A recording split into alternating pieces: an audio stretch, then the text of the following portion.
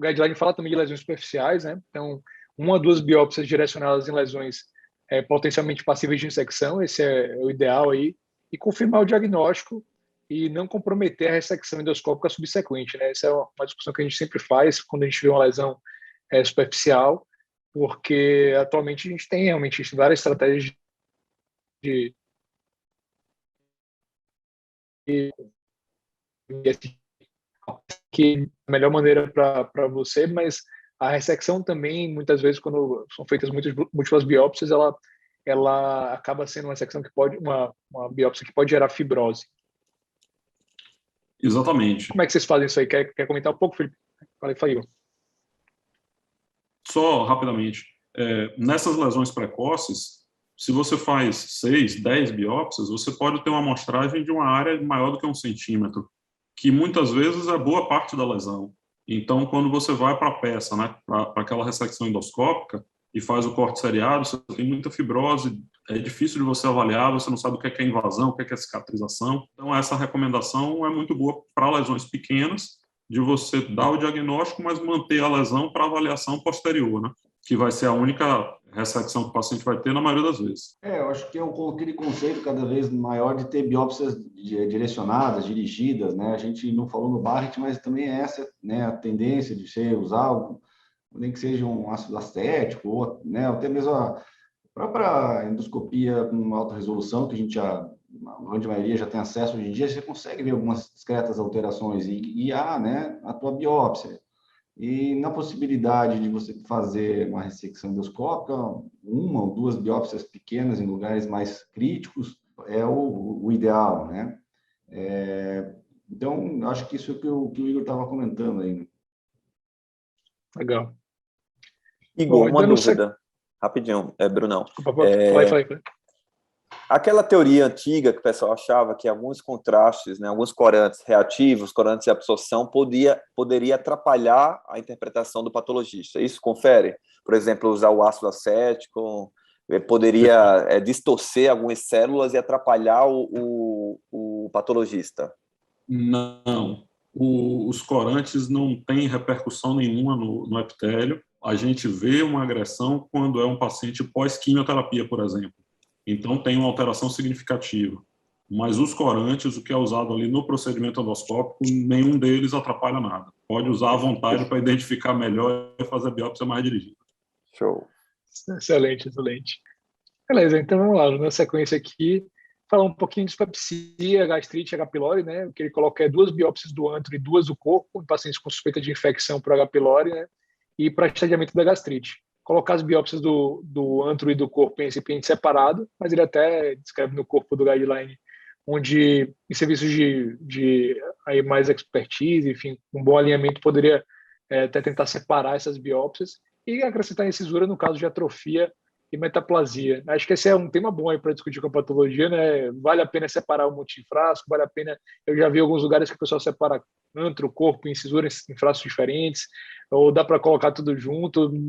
Numa situação de gastrite, isso é mais simples, mas numa situação de atrofia, a gente sabe que vai ter cheio de alteração ali no epitélio que vai provocar um pouco de confusão. Como é que você vê isso aí, Igor? Fala aí para a gente. Para a gente é melhor que divida, pelo menos em 2 grupos, né? Antro ou antro e incisura precisam estar separados do corpo. O corpo, no caso de atrofia, só de a gente não ter as glândulas fúngicas já é uma atrofia, uma metaplasia, né? Metaplasia pilórica no corpo. Então é preciso que a gente saiba que aquela amostra está vindo da parte do corpo e fundo mesmo. E incisura e antro não faz tanto sentido para a gente dividir, não. Pode dividir, né? Em mais frascos, isso detalha melhor o laudo, não vai prejudicar. Mas o importante nos casos de atrofia é a gente avaliar o que é que tem de metaplasia e de atrofia no antro e incisura e no corpo, separadamente, para poder usar o óleo ou o gin adequado. Botei como protocolo, assim, de fazer antro e corpo, né? E por um tempo sempre fiz em frascos separados. Mas eu acho que vai muito de cada patologista, do dia a dia, né? Os próximos patologistas me disseram que, olha, se não tiver sinal de atrofia, se é uma gastrite no dia a dia, dá para botar junto na rotina, né? Que a gente consegue identificar. Então, o que eu faço? Quando é a dispepsia do dia a dia, que é que você está fazendo uma biópsia gástrica para pesquisar H. pylori, eventualmente eu ponho tudo junto. Quando eu acho que tem suspeita, algum tipo de suspeita de atrofia de corpo, aí eu já separo, né? E, obviamente, quando é para estadiar mesmo, quando já vem para fazer olo ou GIN, aí, com certeza, separado o anticorpo, né? Pelo menos é assim que eu tenho feito. É porque a questão do custo também, né? Os laboratórios, os convênios cobram por frasco, né? Então, os pacientes também, às vezes, não conseguem arcar, o custo aumenta.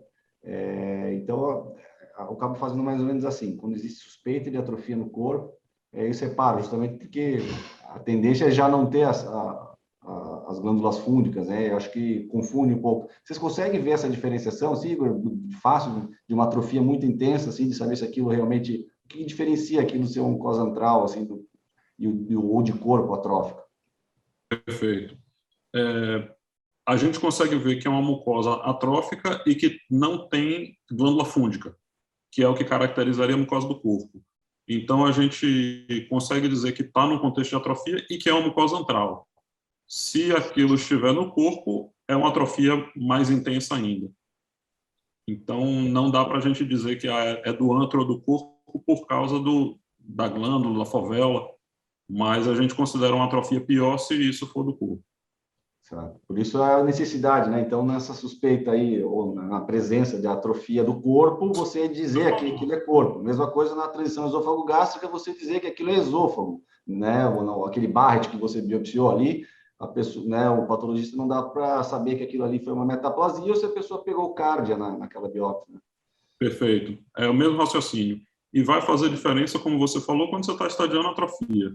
Então, se é uma biópsia para pesquisa de H. pylori, um gastrite, uma coisa que não tem uma suspeita diferente, você colocar em um fragmento só não vai prejudicar o diagnóstico. Mas, se for no contexto de atrofia, como você falou, aí faz toda a diferença. E num contexto, por exemplo, de uma úlcera péptica gástrica, então você vai biopsiar aquela úlcera para o diagnóstico diferencial. Vocês já pesquisam de rotina H. pylori nesse fragmento ou obrigatoriamente eu vou precisar de um segundo frasco, de um segundo ou um terceiro frasco para a pesquisa do H. pylori? Isso depende um pouco de fonte pagadora, viu, Alexandre? Tá. Tem algumas fontes que exigem que tenha um pedido de pesquisa de H. pylori. Então, isso é muito de como é a realidade de comercial, né, do serviço. Numa úlcera, para a gente é importante que ela seja biopsiada separada, que ela venha separada, pelo risco de ter uma neoplasia ali ou ter algum diagnóstico específico. A pesquisa de H. pylori depende mais dos acordos comerciais do que da divisão, na verdade, do material. Ok. Beleza. Então, vamos dar sequência aqui. Falando um pouquinho de pólipo gástrico, tá? Acho que cabe mais um monte de discussão aqui, são tópicos às vezes meio polêmicos que nem sempre tem uma evidência tão clara na literatura, né? Então, por exemplo, pólipo de glândula fúngica, o guideline coloca que não recomenda necessariamente biópsia aí, quando aquele pólipo típico e tal. Eu acho muito difícil isso acontecer na realidade, né? Então, acho que a maioria dos médicos, dos pacientes, enfim, acabam tendo o interesse de esclarecer. A gente sabe que a probabilidade de algum tipo de malignidade nesse tipo de cenário é muito baixo, mas, enfim, também não é totalmente ausente, né? E ele fala de biópsia ou ressecção de pólipos hiperplásicos, aí, principalmente quando forem maiores do que 10 milímetros. E, claro, se você tiver uma suspeita de um adenoma, fazer biópsia ou ressecar, né? No caso, se for possível, uma ressecção ali, tá? Então, programar ou fazer essa ressecção na mesma hora, programar a ressecção, enfim. E aí, fala um pouquinho da rotina de vocês aí, como é que vocês lidam com esse cenário aí? Eu acho que no dia a dia, realmente, a polipose, né, de glândulas fúngicas é muito frequente, mas já há evidências atuais que a gente tem que ter cuidado em uma única situação, a associação com polipose hereditária, né, com a PAF. É quando esse pólipo de glândula fúngica raramente pode ter alguma displasia associada, né? Eles usam aquela GAPS síndrome, né? Então, tem que ter muito cuidado apenas no contexto da polipose adenomatosa familiar. Nas outras situações, é como você falou, geralmente a superfície é lisa, regular, os tamanhos até variam, podem até 8, 10 milímetros, mas são facilmente destacáveis, né? Às vezes a gente consegue tirar todo o pólipo só com a pinça de biópsia, através de algumas manobras, a gente consegue capturar tudo aquilo para a nossa amostra, né? E vocês ficam confortáveis, assim, de ver esses pólipos de glândula fúngica, assim, às vezes tem pólipos que ficam grandes, né, bem grandes. Sim. Você fica confortável? Isso, né? Acho que maior de 10 milímetros, independente Isso é aquele... da característica, acaba tirando, né? Independente, a gente olha e já sabe que é de glândula fúngica, mas acaba tirando. E mesmo se não for menor, acho que é difícil você olhar um caso desse e não tirar um pólipo, né? Nem que o paciente, uma primeira endoscopia para você confirmar, né? Você descreve que tinham vários, mas que você tirou um ou dois. Eu acho, no nosso meio, assim, difícil a gente deixar passar, assim, só descrever sem fazer ressecção. Eu acho que as outras situações são mais ou menos claras, né? Do ponto de vista patológico, eu acho que não tem muita dúvida, né? Quando você vê esse tipo de pólipo, né? Fala um pouquinho da realidade de vocês aí em relação a isso. Então, é uma situação em que a gente vai avaliar displasia em pólipo de glândula fúngica. Mas normalmente é um diagnóstico direto e reto, não tem dúvida nem nada muito específico. Tem algumas características que separam um pólipo de uma mucosa fúngica normal, né?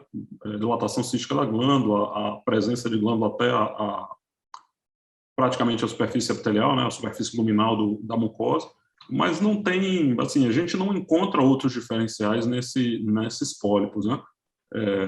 Quando tira um pólipo que não tem essa hipótese, frequentemente tem uma superposição, né, de um pólipo reparativo, um carcinoide, hiperplásico, adenomatoso. Esse sim, mas o pólipo de glândulas fúngicas, não lembro de algum caso que veio com hipótese de glândula fúngica e era outra coisa. Então, fica essa coisa de documentação, como o Felipe falou. Dificilmente você não vai documentar que tem um pólipo de glândulas fúngicas, mas do ponto de vista diagnóstico, não acho que tem nada para a gente contribuir, fora uma situação específica de estar investigando displasia numa poliposa adenomatosa. Beleza. E falar um pouquinho agora de doença celíaca, né? Acho que é um tópico também que teve o tipo de atualização nos últimos anos, e coloca claramente aí pelo menos 6 biópsias, incluindo 2 amostras aí de bulbo, né? E também que as biópsias podem ser coletadas no mesmo recipiente, né? Enfim, acho que na minha realidade aqui, não sei como é que é de vocês, mas ocasionalmente também eu vejo, inclusive, o pessoal que trabalha com a gente pergunta aí, doutor, coloca em 2 frascos ou em um só? Como é que vocês fazem isso aí? Como é que vocês enxergam? Eu costumo colocar em um só. A gente está ficando um pouquinho mais idoso aí, né? Mas na residência a gente achava um absurdo biopsiar o bulbo, não sei o quê, tá cheio de ácido ali, tem úlcera, que besteira. Aí virou, né? E aí naquele começo, quando começou a falar em biopsiar o bulbo, eu separava, era meio que uma recomendação para ver se tinha alguma coisa, mas depois os guidelines todos dizem que é para botar tudo junto, né? Eu ponho junto. Igor, dá para diferenciar por causa de bulbo de segunda porção, assim?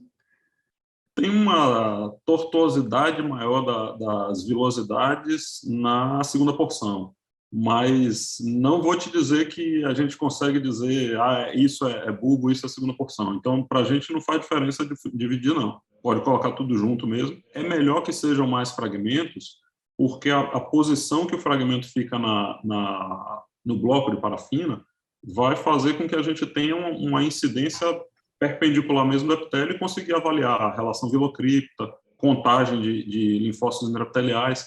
Então, ter um pouco mais de amostra, como está falando aí, eu acho que é melhor. Mas dividir não precisa. Eu acho que de todos esses tópicos, né, Bruno, esse aí é um dos conceitos mais novos mesmo, né? Então, acho que poucos de nós ainda hoje, no dia a dia, faz biópsia de bulbo sem o colega, né, o clínico lá pedir biópsia de bulbo para pesquisa de celíaca, né? Mas isso está mudando realmente, e isso a gente pode contribuir para tentar melhorar o diagnóstico, a acurácia diagnóstica para doença celíaca, ou para atrofias outras. Eu acho que vale a pena, sim, biopsiar o bulbo. Boa. E assim, acho que um tópico que muita gente esquece, né, mas que chama bastante atenção é que obter biópsia neoplásica antes de amostra suspeita de malignidade, né? Então, acho que isso aí é importante para prevenir essa disseminação intraluminal. Isso não está absolutamente ultra bem documentado, mas enfim, é de bom tom aí evitar esse tipo de situação, né? Aqui tem lembrando aí a esofagite eosinofílica proximal distal, no Barrett aí 4 quadrantes, 2 a cada 2 centímetros, tá? Então, na suspeita aí de atrofia, protocolo de Sidney, tá? Então, fazer aquele cisura antro corpo, e na doença celíaca, bulbo e segunda porção, tá bom? Agora, assim, para finalizar, a gente vai passar a bola aí para Igor, para poder justamente ele mostrar para a gente o que a gente tem feito aí de errado. Eu acho que a gente não faz pouca coisa, não. Tem que estar sempre aprendendo, né? Então, a gente está vendo quais são os passos que a gente pode ajudar para que a patologia seja mais precisa e que dê uma resposta melhor para a gente. Eu trouxe mais ilustrações do que a gente discutiu do que essa chamada Ótimo. de atenção, como você falou. Deixa eu ver se eu consegui compartilhar aqui. Esse último ponto que você falou, Bruno, de disseminação de doença neoplásica, né? Eu não acredito que esteja muito documentado no tubo digestivo. Na verdade, em qualquer sítio, essa coisa de disseminação pelo sítio de biópsia, né, no caso de biópsia de agulha, isso é muito raramente documentado. Tem sarcomas ou doenças muito agressivas, tumor de Wilms em criança, que a gente tem documentação disso melhor. Mas é uma preocupação que é mais de bom senso, né, de começar pelas lesões benignas, do que de realmente estar documentado. Então, o que eu queria mostrar para vocês, vou começar por essa pergunta aí do Bruno, o que a gente faz de errado. Isso é um fragmento esmagado. Fragmento esmagado, então o formol não permeia o fragmento, então ficam essas glândulas aqui totalmente descamadas, o estroma todo enrugado, e aqui do lado vocês estão vendo uma mucosa como a gente espera ver, né? O nível de detalhamento de célula epitelial, vesícula de muco, isso é uma melanose coli, né? Então, o grau de refinamento que a gente consegue ter numa biópsia que foi tirada com cuidado, né, um fragmento de cada vez, aí vocês vão dizer melhor do que eu como é que vocês fazem para cuidar bem do fragmento, e colocado imediatamente em formol, em comparação com a amostra que foi esmagada. Tanto destrói um pouco o material mesmo, quanto impede que a fixação seja feita adequadamente, né? Então, esse é o cuidado. Não esmagar e colocar imediatamente no formol tamponado. Eu acho que esse talvez seja o ponto principal, Igor, que vale a pena a gente discutir um pouquinho, porque realmente, assim, eu falei do que a gente poderia melhorar, que a gente às vezes comete aí, pode ser uma falha na comunicação com a patologia. Eu acho que um dos pontos que talvez vale mais a pena a gente chamar atenção é esse, assim. Na prática, como a gente bem discutiu, tem uma série de cenários aí onde a gente precisa fazer inúmeras biópsias, né? Então, cada biópsia tem uma demanda de tempo ali, muitas vezes isso prolonga o tempo de procedimento e a gente quer dar uma maior segurança ao procedimento. Então, todo esse cuidado em relação a fazer o procedimento de maneira célere e objetiva norteia aí a nossa rotina, né?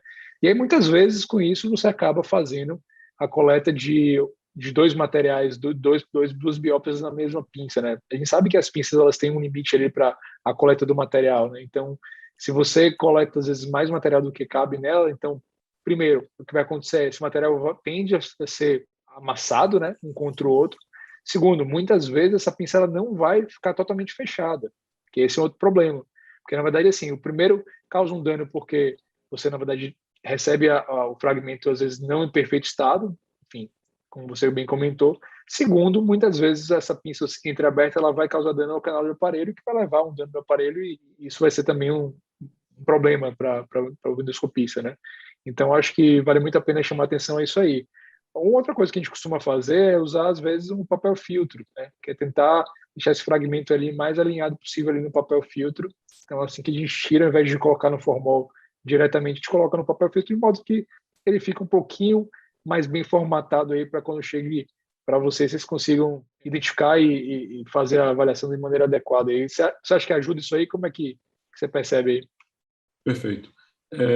No caso de duodeno, eu, sinceramente, não consigo ver muita diferença. A gente recebe das duas formas, com papel de filtro e sem, mas numa amostra pequena, numa biópsia aí que vai ter 3, 4 milímetros, 5 milímetros, o papel de filtro não muda muito a inclusão do material. Então, é mais um cuidado no laboratório, o pessoal técnico está treinado de posicionar bem o fragmento no bloco de parafina, do que o papel de filtro. Diferente das ressecções endoscópicas, que aí você colocar no isopor, numa cortiça, fixar, né, com fio cirúrgico ou com taxinha, com aqueles preguinhos, vai fazer toda a diferença. Isso é a opinião pessoal minha. Se vocês conversarem com patologistas diferentes, eles vão falar coisas diferentes. Eu não acho que para biópsia muda muita coisa, não. que o que é realmente importante é, numa ressecção endoscópica, a gente ter aquele posicionamento ideal, né? Da ressecção endoscópica estar plana, fixada numa superfície que não vá se flexionar, né? Isopor, cortiça, alguma coisa assim. Então, na minha opinião, não muda tanto o papel de filtro, não. Me preocupa mais não estar fixado. Eventualmente ficar no papel de filtro, aí você tem um monte de coisa para fazer, né? Preencher papelada, cuidar do paciente, e não vai para o formal rápido. Então, se fica ali alguns minutos, não vai prejudicar. Mas depois que passa meia hora, uma hora fora do formal, isso vai começar a prejudicar o material. Então, acho que isso é mais importante do que o posicionamento, na verdade, é estar rapidamente fixado. Surgiu uma pergunta aqui que é sobre a aspiração dos pólipos. Ocasionalmente, a gente tira um pólipo e ele não é possível que seja... quando a gente faz, por exemplo, uma mucosectomia e o pólipo fica ali na luz, uma das formas de capturar é aspirar o pólipo, né? A gente coloca um catapólipo, uma mistura que dentro desse canal de aspiração ele recolhe o pólipo, né? E você percebe, assim, isso é mais usado no cólon, mas enfim, no estômago também acontece. Essa aspiração, alguns pólipos você percebe que eles estão mais amassados do que outros, isso talvez faça diferença. Talvez você acha que essa aspiração pode fazer diferença aí? Jennifer, que perguntou aqui para a gente, faz diferença aí? A aspiração, eu acho que ela mais fragmenta o pólipo. Então, a gente pode ter dificuldade da margem num pólipo que foi aspirado. Quando é um pólipo com displasia no cólon, você está com adenoma, uma lesão assim, você vai dizer que onde tem os artefatos de cautério, tem ou não displasia. Então, a gente acaba usando outros elementos, né, que é o artefato do limite de ressecção, para dizer como é que está a margem. Mas a aspiração compromete mais a avaliação de margem do que a fixação, a qualidade do material. Eu também tenho essa impressão, mas é bom ter sua opinião aí. Beleza. Aí o que eu trouxe mais foi um pouco do que a gente tinha começado a discutir, né? Isso daqui é herpes vírus, a multinucleação e esse núcleo bem homogêneo, né, em vidro fosco, como é chamado, isso é mais evidente. Então, não tem uma alteração intermediária no caso de esofagite por herpes. Diferente do citomegalo, que a gente tem esse núcleo típico aqui, que a gente não vê facilmente, e tem coisas desse jeito, que é um núcleo hipercromático, mais irregular, e que pode ser infecção por citomegalo. O herpes, ele infecta a célula epitelial. Então, a borda da úlcera que vai dar o diagnóstico. Mas o citomegalo, ele infecta tanto a célula epitelial quanto a célula endotelial. Essas aqui, todas essas que estão mais... Vocês estão vendo minha seta? Sim. Então, essas células aqui, elas são células endoteliais. Isso daqui é um vaso. Em algum lugar a gente vê um lúmen aqui. Tem as hemácias aqui mais para baixo. E aqui tem as células que têm o mesmo padrão dessas aqui de cima. Então, aqui ele está numa célula endotelial. Provavelmente isso daqui é outra célula endotelial, que frequentemente a imunistoquímica dá positivo nesse tipo de célula. E é o caso que a gente vai dizer que é sugestivo de CMV ou que não é conclusivo e que a imuno vai fazer diferença. Então, no caso de CMV, tem essas duas informações. Uma é que biopsiar o fundo vai ajudar e que a imunistoquímica melhora a nossa sensibilidade. Do mesmo jeito que no CMV é importante biopsiar o fundo da úlcera, na candidíase também, né?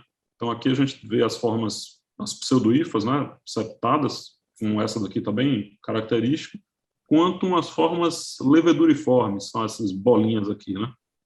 Então, às vezes a gente vê a hifa cortada, você fica em dúvida se é hifa ou se é levedura, mas aqui está bem claro, né? Que a levedura, essa combinação aqui é típica de cândida, né? Pode acontecer de sair isso aí, a gente ficar só com epitélio, então vai ter um epitélio que está reativo com alterações inespecíficas e a gente não tem organismo, né? Isso faz com que a nossa sensibilidade seja mais baixa do que a do próprio endoscopista, porque a gente não tem lá o organismo para avaliar, né? Então, quando vem negativo e tem uma suspeição clínica endoscópica forte, é para não acreditar no nosso negativo. Mas lembrar também que, como a gente está procurando um organismo, a base da úlcera ajuda no caso de cândida. E aqui a esofagite eosinofílica. Esse é um quadro bem intenso, né? Muito exuberante, que tem uma quantidade imensa de eosinófilos. O que eu falei do microabscesso é essa região, né? A gente tem um pequeno agrupamento de eosinófilos, aqui está muito grande, mas tem lá 10, 20 eosinófilos todos agregados junto de uma vesícula dentro do epitélio, né? E o que a gente vê aqui fora é o que é mais comum, né?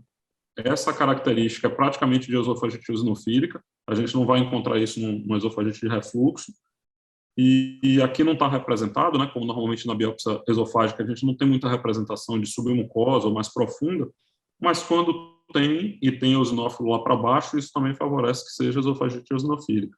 O eosinófilo que é do refluxo, ele tem um aspecto mais,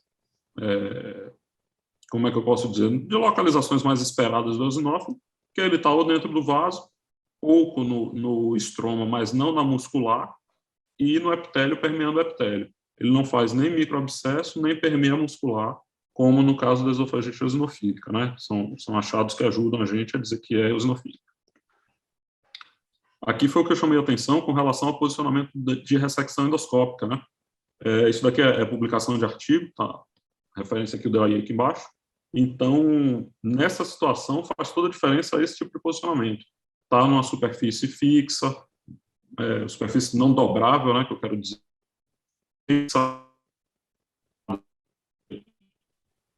dependendo do tamanho do fragmento, ou essas taxinhas, né? E isso daqui vai ser seccionado a cada mais ou menos 2 milímetros, e o corte é 1 milésimo de milímetro, né? Na verdade, 4 milésimos de milímetro é o que a gente vê numa lâmina.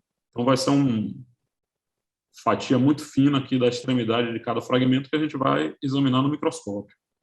Então, com isso daqui, se não tiver posicionado dessa forma, em ruga a gente não vai conseguir dar, deixa eu ver se eu coloquei aqui mais, isso, dar essas informações, que a gente consegue ver o que é muscular da mucosa, até onde é que infiltra, medir, né, a profundidade além da muscular da mucosa para estadiar adequadamente e ver se aquela ressecção é suficiente ou se tem indicação de conduta cirúrgica.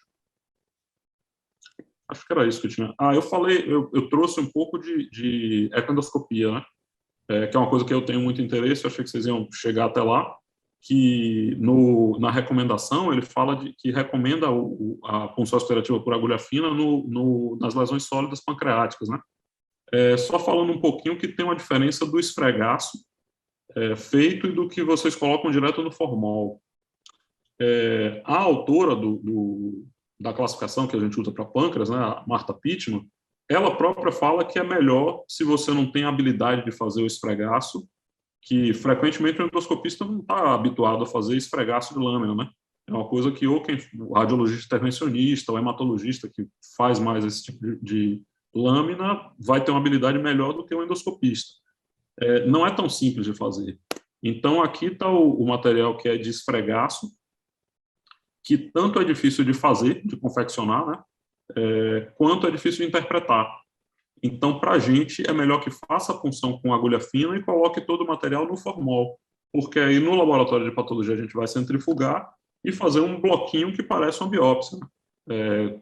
Uma ecoendoscopia bem feita, um material bem polido, vai vir uma quantidade de material que, inclusive, dá para fazer uma imunistoquímica confiável. Só essa recomendação, né, de só fazer o esfregaço, né, a lâmina citológica. Se você tiver experiência com isso, ou tiver condição de ser treinado, se não tem condição, que coloque tudo no formol, que o material vai ser melhor aproveitado. Então era isso que eu tinha para falar. Excelente, Igor. Excelente. Essa parte da ecoendoscopia, a gente vai ter uma live específica aí para falar sobre isso. Mas, assim, particularmente, você recebe também os meus casos aí que a gente faz de eco e eu deixo bem claro aí, fazer em bloqueio celular, isso já foi um bate-papo. Acho que esse alinhamento aí entre quem faz o procedimento e quem interpreta aí a patologia, no caso de vocês, aí é fundamental, né? Porque a gente vê, tem alguns colegas aí que tem bons citologistas, o pessoal prefere que mande no esfregaço e tal, mas a minha impressão, assim, nos ambientes onde eu trabalho, enfim, na interface aí com vocês, eu acho que está de bom tamanho, a gente consegue dar bastante diagnóstico assim, e o blocado realmente permite uma boa amostragem. Essa coisa do treinamento do esfregaço não é para ser desvalorizada, não. O hematologista faz mielograma, sabe, dezenas numa semana, então ele tem uma habilidade para fazer a lâmina muito boa. é diferente do endoscopista, que por mais que faça, vai ter um volume menor de procedimentos, né? O radiologista intervencionista é a mesma coisa, ele faz punção dezenas, centenas, vai ter uma habilidade para fazer um esfregaço bom. Então, e o outro lado, o treinamento do patologista na citologia é mais difícil. Então, tem pouca gente que tem experiência com isso. Então, dos dois lados, você tem uma limitação de treinamento que, sabe, está adicionando dificuldade numa coisa que já não é fácil. Então, com certeza. Eu acho que é o melhor caminho. Beleza. Felipe, Alexandre, e aí? Eu acho que foi muito bom, né? Eu acho que uma conversa que parece que não tem nada para falar, mas se deixar a gente fica 3 horas falando, né? Nosso dia a dia é coisa importante, eu acho que é fundamental. Vamos ver se tem algumas perguntas aqui. A doutora Cíntia Meirelles aqui foi uma professora que me ensinou a fazer endoscopia, chefe do serviço de endoscopia do HU. Ela faz um comentário aqui que é importante, de que na atrofia gástrica, o H. pylori não fica presente, né? Então, quando você está fazendo a endoscopia, quando você está estadiando gastrite, você está fazendo óleo ou gin, você vai atrás daquele foco da atrofia. Agora, quando você está com uma presença de uma úlcera, que você biopsiou a úlcera, e você quer fazer o diagnóstico do H. pylori, porque você quer tratar aquela infecção, você tem que procurar um quadro saudável, né? Então, às vezes, eu confesso que eu também fico assim no dia a dia, que você vê aquele estômago meio doentão, assim, e aí você, putz, onde é que eu vou fazer a biópsia? Eu quero o H. pylori, eu quero saber se esse cara tem uma atrofia. E aí, às vezes, você vai na atrofia, aí você, onde que estava a atrofia? Aí depois vem aquela, né, vem aquele laudo lá, H. pylori positivo, atrofia com metaplasia, que seja completa ou incompleta. Onde que estava? Você fez uma biópsia no estômago, né? Às vezes isso gera uma confusão também, mas é importante ter esse conceito, né, de que a atrofia é o lugar onde o H. pylori não vai estar, né? Igor, quer acrescentar alguma coisa nisso aí? Não, é isso aí mesmo. Pensar na fisiopatologia, né? O H. pylori vai estar onde tem mais mucosa preservada, né? Que consegue fazer o pH gástrico. E quando você tem alteração de pH por causa da atrofia, da metaplasia, não vai achar o organismo. Então, dependendo do objetivo, tem que selecionar mesmo onde é que você vai biopsiar. Eu acho que é isso aí. Acho que um pouquinho mais de 1 hora aí de bate-papo. A ideia é ser realmente uma atividade rápida aí, que também fique bem fluida e menos cansativa para quem esteja ouvindo. Eu acho que só tenho a agradecer a vocês aí. Algum comentário adicional, Alexandre, quer finalizar? Não, acho que é isso mesmo. Foi excelente a discussão. E, na dúvida, você não erra se pecar por excesso. Então, é melhor biopsiar do que não biopsiar, né? Então, se você esquece um pouco desses protocolos aí, dessas recomendações de forma geral. Acho que é isso. Foi excelente. Foi bem rica a nossa discussão. Eu também acho que foi excelente. Enfim, bom recado final aí. E realmente, acho que como um todo, né? Não só essas situações que a gente comentou, mas até em outros contextos clínicos, que você sabe que o diagnóstico diferencial pode estar na biópsia, acho que tem que estar pensando sempre em biopsiar, né? Algum comentário final aí? Quer fazer algum comentário final, Igor, Felipe? Só agradecer. Achei ótimo essa interação nossa com vocês, é fundamental. Melhora o trabalho dos dois, né?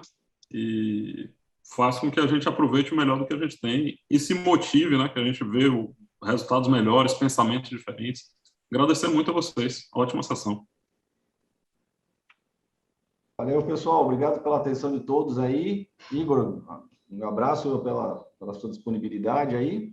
E a gente vai estar disponibilizando a live aí no site, vai ficar um pouco aí online. E depois no nosso canal do YouTube também vai estar presente lá para quem quiser assistir posteriormente. Valeu, pessoal. Boa noite a todos aí. Valeu. Obrigado. Boa noite. Boa noite, pessoal. Valeu.